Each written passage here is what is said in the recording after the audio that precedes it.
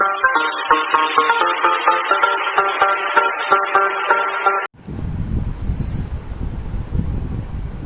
student, you all open your grammar English textbook chapter 4. Grammar English textbook chapter 4 apostrophe S. Apostrophe S. What is the uses of apostrophe S? I explain. What is the uses of apostrophe S? I explain in this chapter. Okay? See. Whose skateboard is that? GT. May borrow it. Whose skateboard is that? GT. May I borrow it? वो क्या बोल रहा है? ये किसका skateboard है? मैं इसको ले सकता हूँ. That is post skateboard. ये किसका स्केटबोर्ड है? पोस्ट का.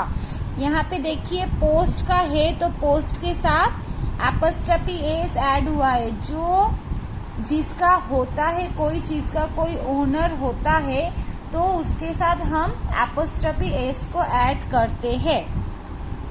And whose candy floss are you holding? Can I have someone? फिर वो क्या बोल रहा है? ये कैंडी फ्लो मतलब ये कैंडी फ्लो किसका तुम पकड़े हुए हो? मुझे भी थोड़ा मिल सकता है. It is grandma's candy floss. It is grandma's. See here also apostrophe s because this candy flow's owner is grandma. That's why here is add apostrophe s. Candy flows. You should ask her. ये grandma का candy flow है, तुम उनको पूछ लो. Okay? Now I read this chapter. When we want to show that something belongs to someone or is owned by someone, we use apostrophe s. जो मैंने बोला, किसी चीज का ओनर है वो, उसको हम बोलना चाहते हैं, एक्सप्लेन करना चाहते हैं, that time we use apostrophe s. Okay? Example, the girl's bag was lost. एक लड़की है जिसका एक बैग है वो खो गया है. सो किसका है? गर्ल का है, ये लड़की का है. Then we use here also apostrophe s.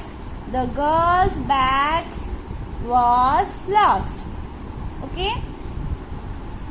We are talking about the bag that belongs to the girl or is owned by the girl. वो हम एक बैग के बारे में बात कर रहे हैं जो वो लड़की का है. कोई एक लड़की का है जो कि खो गया है, तो हम उस लड़की पे, तो then look at the picture. ये पिक्चर को बोल रहा है, देखो ये बुक है, ये गर्ल है. This book belongs to Aruna. ये जो बुक है किसका है? अरुणा का है. तो दिस इज अरुणास बुक. यहाँ पे देखिए हम बिलोंग्स यूज किए थे, बट यहाँ पे हम बिलोंग्स को नहीं रखे, बिलोंग्स को हटा दिए. डायरेक्ट हम क्या लिख रहे हैं? दिस इज अरुणास बुक, क्योंकि ये बुक किसको बिलोंग करता है? अरुणा को. तो we write like this. This is Aruna's book.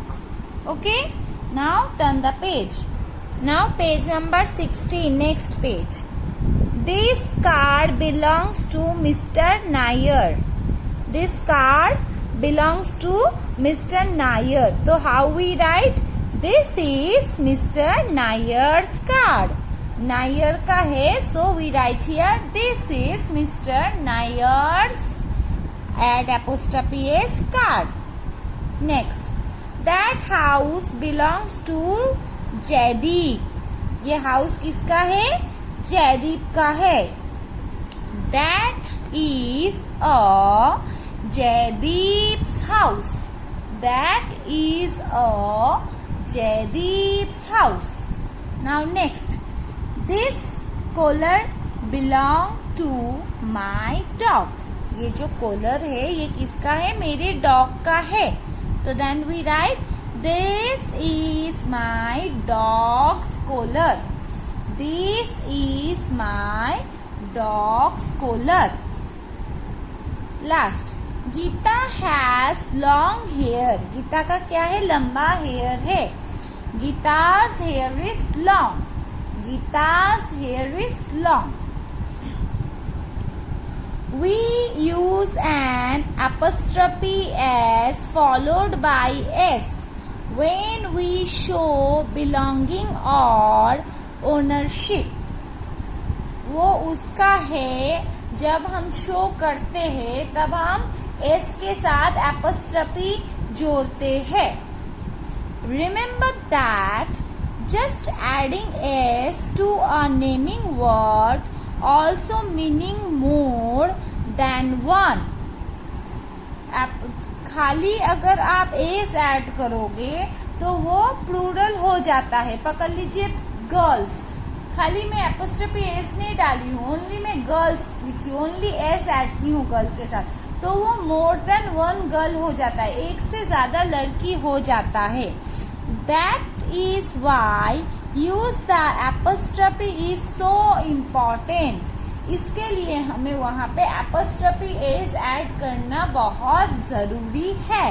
Apostrophe S के बिना उसका मीनिंग इज डिफरेंट, दूसरा मीनिंग हो जाता है. Look at these sentences. अब ये सेंटेंस को देखिए. Amit and Sonu are my friends. Amit and Sonu are my friends. देखिए फ्रेंड्स के यहाँ पे नो एपोस्ट्रोफी, यहाँ पे कोई एपोस्ट्रोफी नहीं है, तो इसका मतलब क्या हो गया? Plural.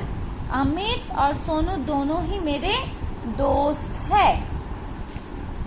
This is my friends book. Use N apostrophe. यहाँ पे देखिए एपोस्ट्रोफी है. ये जो बुक है ये किसका है? मेरे दोस्त का है.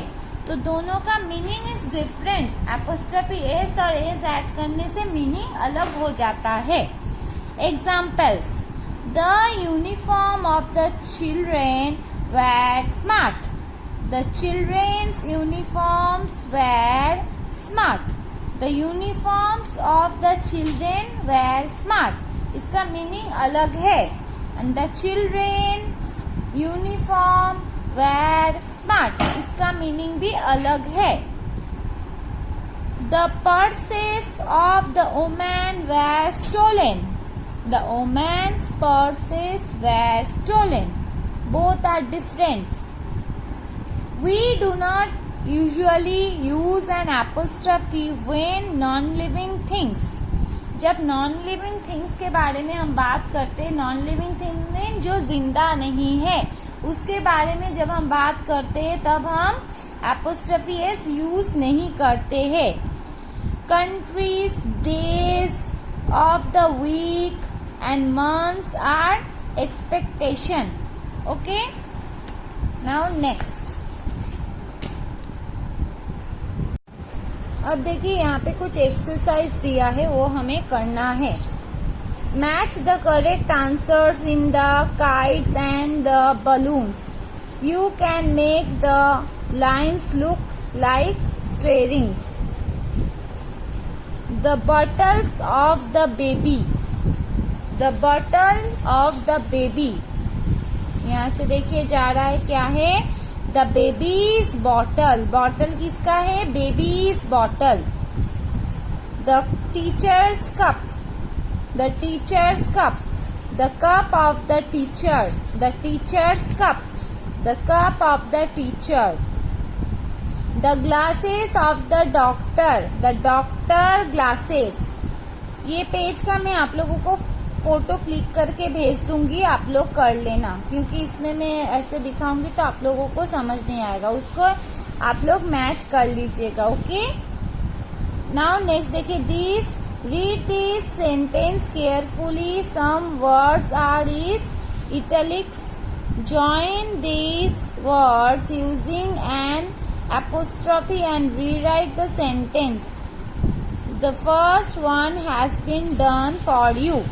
ये मैं आप लोगों को एक दो समझा दे रही हूँ, उसके बाद फोटो खींच के भेज दूंगी, आप लोग कंप्लीट कर लेना. Okay. The tail of the dog is short. किसका टेल शॉर्ट है? डॉग का. So the dog's tail is short. Dog के साथ हम क्या किए? एपोस्ट्रोफी एस को ऐड किए. Second, this crayons belong to Pavan. किसका क्रेयॉन है? पवन का. तो these are Pavan's crayon. These are Pavan's crayon. The dress is Deepa.